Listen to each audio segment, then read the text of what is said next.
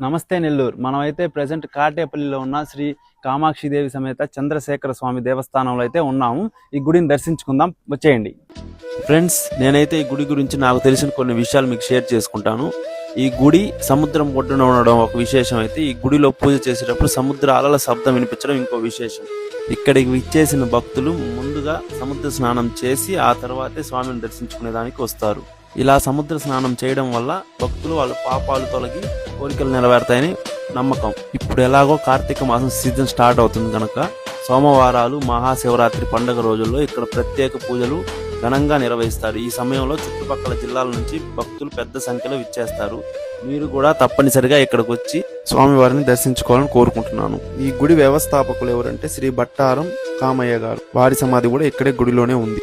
ఈ గుడి గురించి మీకు తెలిసినట్టయితే లైక్ చేయండి, కామెంట్ చేయండి. ఇలాంటి మరిన్ని వీడియోస్ కోసం మా ఛానల్ని ఫాలో కొట్టేసేయండి. ఉంటా, బాయ్.